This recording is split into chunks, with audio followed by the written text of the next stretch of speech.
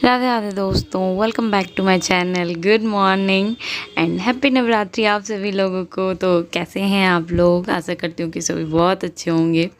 तो अभी सुबह के 6:30 बजे हैं। अब फिर मैं स्नान करके रेडी हो गई हूँ। आज है पूजा का दूसरा दिन। तो अभी मैं आई थी बालकोनी में फूल तोड़ने के लिए। तो आज मेरे पौधों में फूल नहीं हुआ है, बस एक ये अपराजिता का फूल ही हुआ है। दोनों तरफ मैंने देख लिया, और एक ये वाइट अड़हुल हुआ था तो मैंने तोड़ लिया।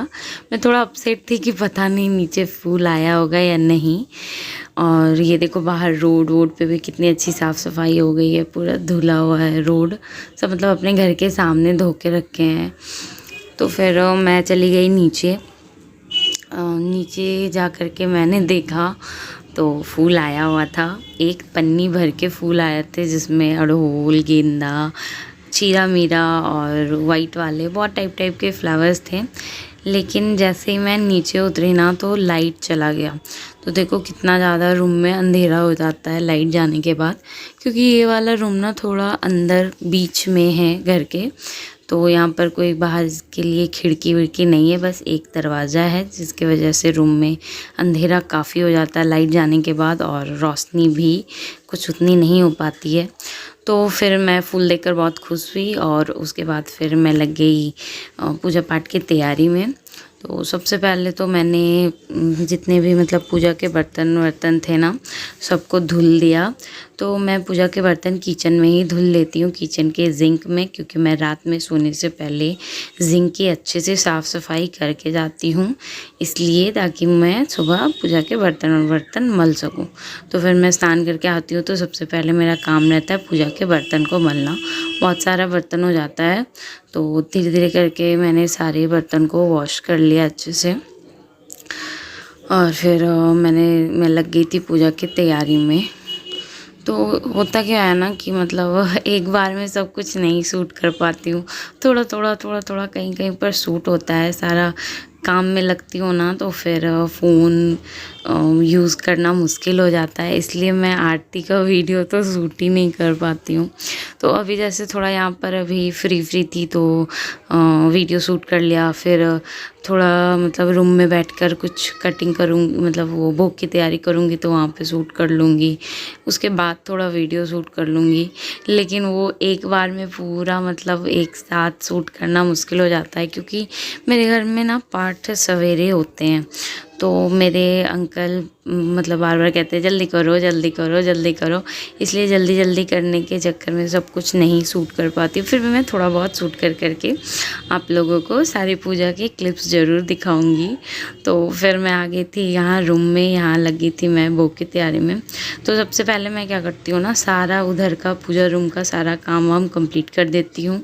जैसे भोग की तैयारी कर देती हूँ, बर्तन मल के दे देती हूँ, और दिया बाती धूमना धूप जो भी होता है, अगरबत्ती फूल चढ़ाना, सब कुछ मैं उधर करके दे देती हूँ। उसके बाद फिर मैं यहाँ बैठकर अपने लाला को नहलाती हूँ, उनका स्नान कराती हूँ, उनको तैयार कराती हूँ। तो सबसे पहले मैं यहाँ पर बैठ गई थी कटिंग वटिंग करने, और आज थोड़ा लेट हो गया था, क्योंकि थोड़ा लेट से मेरी नींद खुली। पहले पूजा के दिन थोड़ा थकान हो गया, तो और पूछी रात में सोने भी नहीं दिया था कल, तो इसलिए थोड़ा लेट हो गया था। लेकिन फिर भी पूजा टाइम पर कंप्लीट हो गई थी।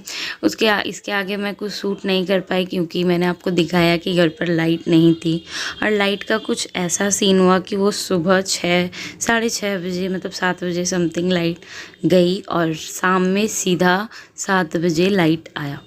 तो इसलिए दिन भर भी मैं कुछ वैसा शूट नहीं कर पाई। देखो अभी यहाँ पर भी लाइट नहीं है।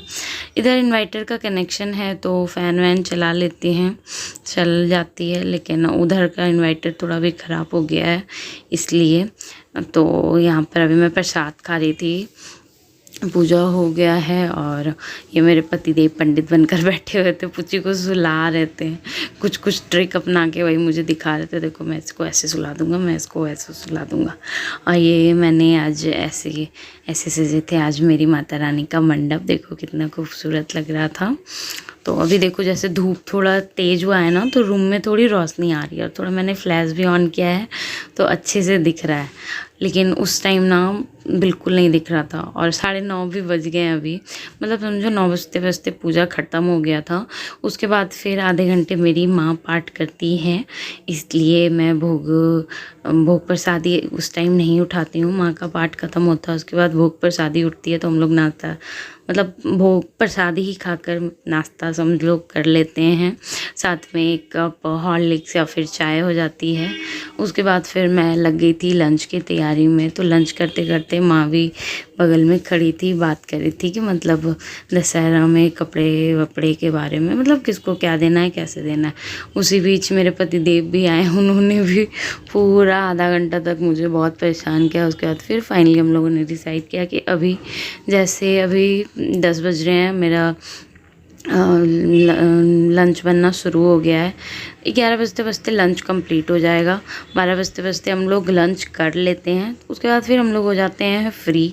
तो उन्होंने कहा कि हम लोग 1 बजे सब चलेंगे, क्योंकि फिर 1 बजे के बाद 4 बजे तक पूरा फ्री रहती हूँ। 4 घंटे का समय होता है और मॉल जाना दशहरे की शॉपिंग करने में बहुत ज़्यादा टाइम लग जाता है। बहुत सारे सबका कपड़ा खरीदना होता है, सबका देखना होता है, इसलिए तो हम लोगों ने प्लान किया था कि दिन में ही मॉल जाएंगे। उसके बाद फिर हम लोग पहुँच गए थे मॉल। तो ये मेरे भागलपुर में नया मॉल खुला हुआ है सबरंग के नाम से, तो यहीं पर हम लोग आए हुए थे। तो इसका वीडियो कल मेरे चैनल पर अपलोड हो जाएगा। तो अगर आप लोग मेरे चैनल पर नए हो तो जल्दी जल्दी से मेरे चैनल को सब्सक्राइब कर लो और बेल आइकन दबा लो, ताकि आप लोगों को न्यू वीडियो की नोटिफिकेशन मिलती रहे। तो इसी के साथ मैं ब्लॉग को यहाँ पर एंड कर रही हूँ। अगर ब्लॉग पसंद आया हो तो प्लीज़ लाइक शेयर, और फिर मिलूँगी नेक्स्ट वीडियो में। तब तक के लिए राधे राधे और जय माता दी।